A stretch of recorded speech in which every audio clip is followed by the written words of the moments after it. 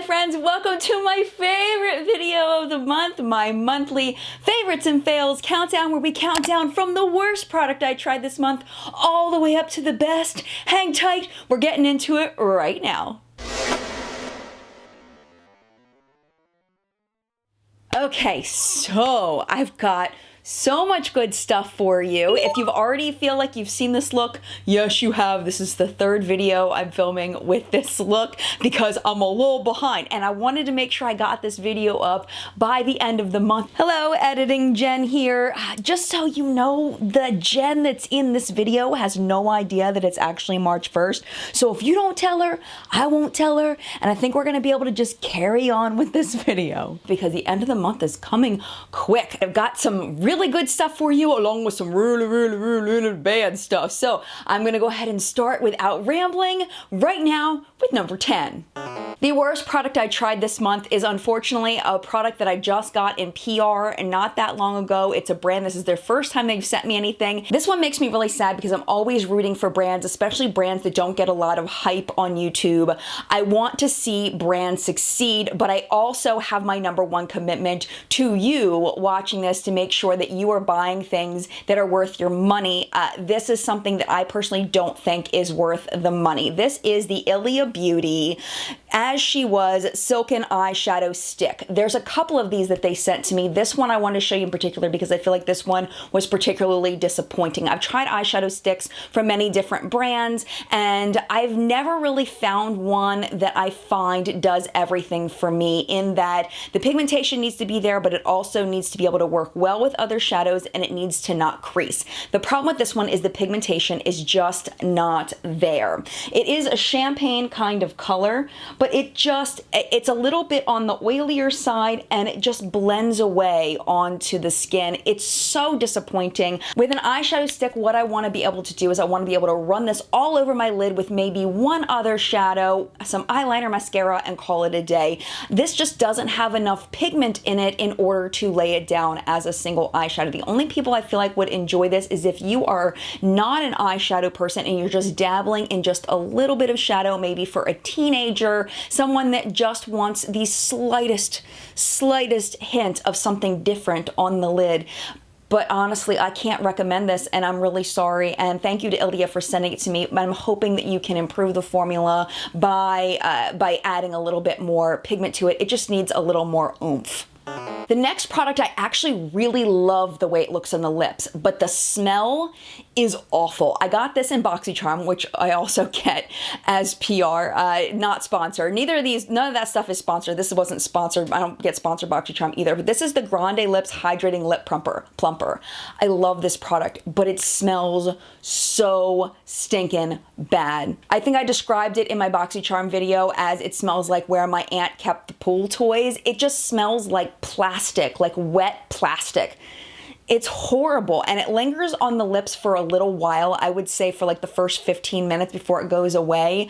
If you have a very sensitive nose, like my father has a very sensitive nose and he can smell things a mile away, you are not gonna like this because you'll probably even be able to smell it longer than I can. If they can fix the scent, I think they've got something really good here. It provides a nice sheer wash of color that is really beautiful. I love the texture of it. It's not sticky, it's not too oily. It's just a really nice product. It's got a little bit of a plumping feeling, but it's not painful for me. If you put it on over top of another lip product, it definitely lessens the amount of pain you feel from the plumping. If you put it directly onto your lips, it is a bit more intense, but not as intense as like the Too Faced lip injection or the lip injection extreme, which is extreme. But yeah, I mean, I just think they need to fix the scent. Other than that, I think it's a pretty good product. Next is a very hyped product, especially on Instagram, and I just don't get it. And if you get this product, if there's something that you love about this that I'm just not understanding, please leave it in the comments below because I need to learn from you because I don't get this. This is the Farsali Rose Gold Elixir. It's very satisfying to see someone dripping this stuff all over their face on Instagram. I have used this underneath foundation. I have used it mixed in with foundation, and I just don't see a point in it. It adds maybe the very slightest little bit bit of luminescence to a foundation, like in that it gives like a little bit more of a more natural glow rather than something that's very matte and flat, but it's not enough to justify the price point. If this was like a $7 product, I would totally be about it. This is the mini size. They do make bigger sizes than this, but I wanted to try it, so I just got the mini. But it's just so incredibly overpriced for just some oil in a bottle. I don't get it. I don't get it. If you get it, explain it to me, please. I need to know. Next is the other product from Ilia Beauty that I've been trying. This is the shade Kokomo in their lip conditioner. This one isn't ineffective, but this is also something that is very low on the pigmentation. It's basically a very lightly tinted lip balm. It reminds me of the Sugar Rose lip balms, but a little bit more solid in how it goes on. I find the Sugar ones are a little bit too soft to apply. Sometimes I press a little too hard because I get a little overzealous, and I end up mushing the product all over my lips. This doesn't do that. This is more, it's a lot more like a lipstick to apply, but at the same time, you're not gonna get very much pigment. This would be perfect for somebody that's going to work or school that doesn't wanna have to worry about lip color through the day fading, but wants to have a little bit of tint, because this fades very, very, very gracefully. The scent on it, it's not very strong. There is a slight, almost a nutty scent to it, but it's not offensive in any way. It's quite a nice product. I just wish it had just a little bit more tint to it, but I do think for the right person, this is going to be a perfect product. That's why it's a little bit higher up, but for me personally, it's a little lower down. And the other thing is I've got some really good stuff up the rest of the countdown, so this one had to go in a little bit lower, even though it's really not that bad. It's just, it doesn't fit my personal tastes completely, but I definitely see there's a huge market for this product. This one makes me sad that it is even this low down on the countdown, because I am so rooting for this brand. The owner seems amazing. The products are gorgeous. The marketing, the website, everything is so beautiful, and I'm rooting for this. But there's some things in here that I love and things that I don't love. I was planning on doing a full review of this, but I decided to just throw it into this video instead. This is the Cake Face Concealer by Beauty Bakerie. And my big issue with this is that it dries really, really, really fast, like really fast, and it makes it very hard to work with. So what I would recommend if you do get this, oh, by the way, the shade that I got is called Don't Give a Frappe. It's actually kind of matches my skin tone. I do wish that I'd gotten the lightest shade of this, but because it does match my skin tone, I was able to use it. Now, what I would recommend if you are going to purchase this is as you apply it on one side, put it back in and blend immediately, and it gives the most beautiful, beautiful coverage. As far as my dark circles that I do have under my eyes, slight discoloration around my face, I do find this to be very effective and a beautiful finish. I love the way it makes my under eyes look. I may actually invest in a lighter shade of this because I really do like it. It's just that the drying time, you just have to be very, very aware, and you can't be doing something else while you're putting this on. I mean, really just boop, boop, blend, blend, blend, blend, blend, boop, boop, blend, blend, blend, blend, blend, or else it's gonna be really hard to work with. So keep that in mind. So not a bad product, but definitely some things I wish were just slightly different. I recently did a full review of this product. I will link it down below. It is the Box of Crayons eyeshadow palette. I almost wish that I had put this down a little lower, but it's like I don't know how to feel about this at this point. I still haven't heard anything back from the brand. I've been getting some feedback in the comments about this palette and different theories that my subscribers have on this, and some of them are really resonating with me that seem just off. For one, this is, I want to thank this user. I will put their username right here for her, I'm not sure what the pronoun is. I'm just going to say her. I apologize if the pronoun is him. So one thing that she mentioned is that this says eyeshadow palette. If you watched my review of this, I did tell you that some of the shades did stain my eyes. Now, when I looked up the pigments on this, I didn't notice that any of them weren't eye safe, but they are staining my eyes. So they may not be FDA approved. The pigments in here may not be FDA approved for the eyes because they called it an eyeshadow with a capital eyeshadow palette. That's a loophole. that they might be able to get away with it, that this may not be eye safe. The other thing is the whole PETA thing. On the back of the box, not on the product, there is a PETA bunny on here. This is PETA certified. You have to go through a lot of measures in order to become PETA certified. I looked on the PETA website after I filmed the video, did not see their name, the brand name listed on PETA. So I'm thinking they just copied and pasted the PETA bunny onto the box, which really disturbs me. The other thing is it's not labeled for sale, in that it doesn't have the net weight of the product. It doesn't tell me where it's manufactured. It doesn't tell me where it's distributed from. I mean, that's in every single eyeshadow palette that exists. All the misspellings on the eyeshadow primer. I mean, there's an ingredient that isn't even real from what I can't figure out what the world it's supposed to be. The other ones are just misspelled. I mean, spelling, what was it, iron oxide with 2 X's. I mean, it's just, there's so many things on here that I feel like it's weirding me out, and that they're not responding to my inquiry on Twitter or through their contact page is freaking me out. But if you watch the video, I did recommend this as far as an eyeshadow palette. I enjoyed the way that it worked. I had fun using it. The lasting power was excellent, but there's weird things about this brand that's freaking me out, man. Just a little clarification on the return policy on this. There was someone in the comments of my video that mentioned that they did say that the green shadow had come broken. The Crayon Case told her that she needed to ship the palette back, and then they did ship her a new one. So I don't know if that's their policy or if that's just what they did with that individual person, but I did want to mention that if it does come broken, there was one person who said that they did require them to go, mail it back. This was the same thing that happened when I had to mail back my Colored Rain Cheers to the Beauty palette. They required me to send it back, and they did pay for the shipping for it, and then they sent me a new one. So it's not unusual to want to have the palette sent back, but at the same time, it's kind of a pain in the butt for the consumer. So I don't know. There's just so much sketch going on with this, and the brand and the packaging and the ingredients, and the freaks me out, man. Even though I still think the shadows are great, I think the quality's great, they just miss some steps. They miss some things, and I don't know about this. I don't know, especially the cruelty-free people. I don't know. If you're cruelty-free, I don't know. This is the thing I was most excited about when I got my Beautylish Lucky Bag. If you don't know what a Beautylish Lucky Bag is, I will link my video on it down below. I was so excited about this because I had heard so many wonderful things about it when I did my video comparing different foiled eyeshadow formulas. I do want to do a matte version of that at some point, but I've got this huge list of videos that I want to do before I get to that, but it's on the list of things that I want to do.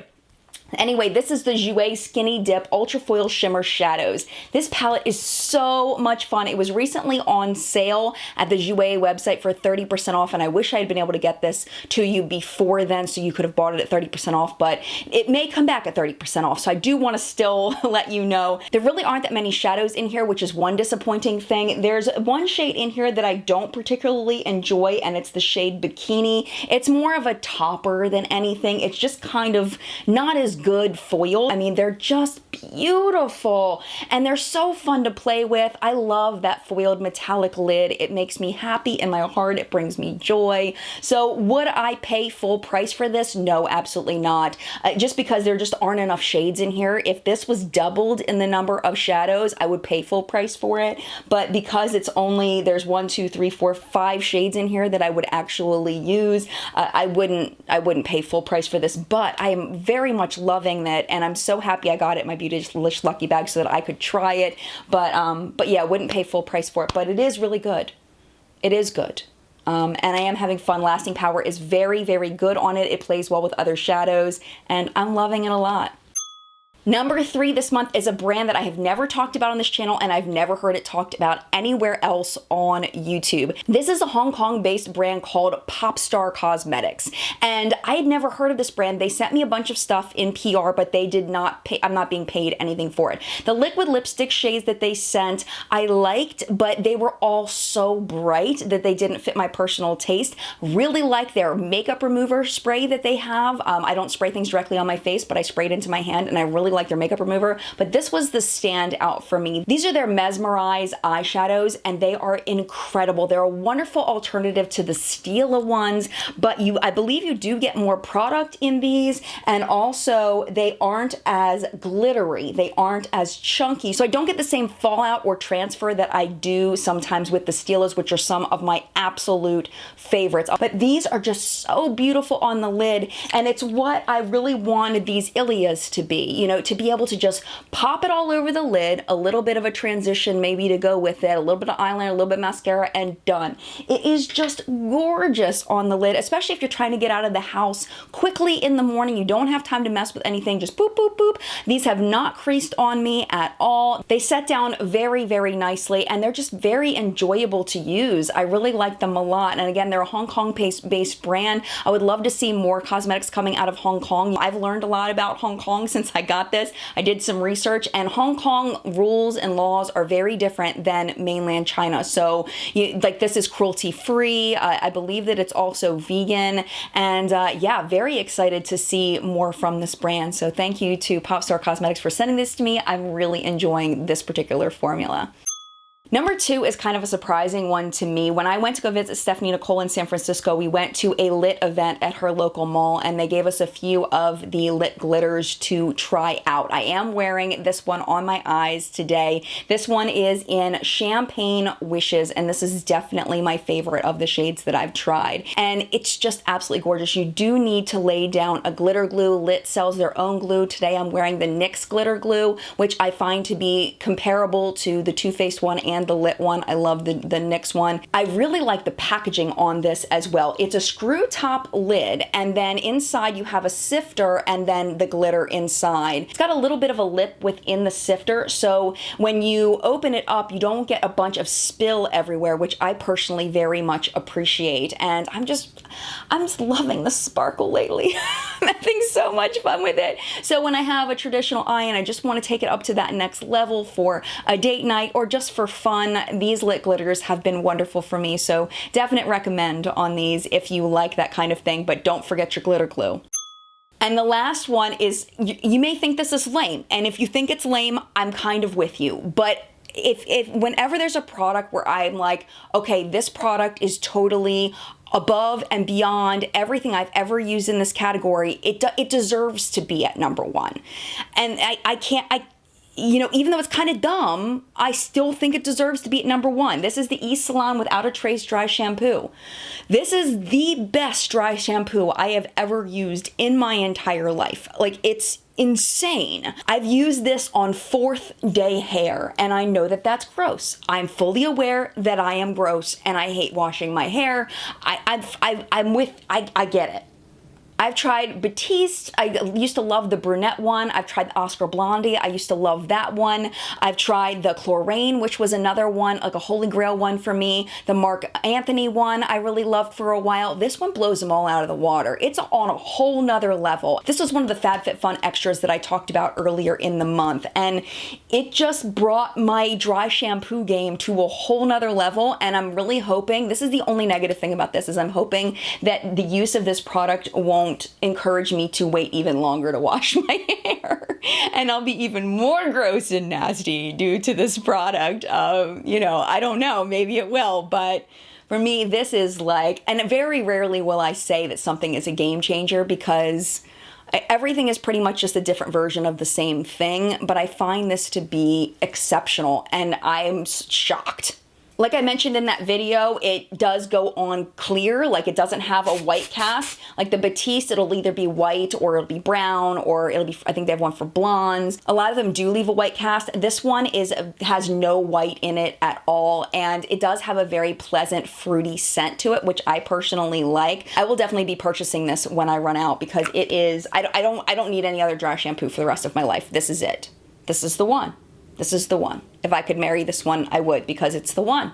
So that is it for my monthly favorites and fails for February of 2018. I hope you enjoyed it. If you did, definitely make sure you hit the subscribe button down below. I do put out an S-ton of content on this channel. We have 5 days a week, Makeup Minute, Makeup News, Sunday Makeup News Show, full length, usually about 20-25 minutes of makeup news. We've added in a lot of top news stories, so it's not just about the products anymore. It's about what's happening in the industry. What should we be looking out for? Which brands are being sold to other brands? What marketing tactics are people trying out? What new trends are coming out? Things like that. We're really trying to incorporate a lot of that into the show, and I feel like it has improved the pacing of the show a lot, along with, of course, all of the new releases. If you want to be up to date on what's coming out in makeup, What's Up in Makeup is the place to be. Along with that, you get 2 videos a week, kind of like this, that are makeup review style videos. Those come out on Tuesdays and Thursdays. If you've been subscribed to my channel for a long time, thank you for being here and thank you for coming back. I appreciate you. And if you're new,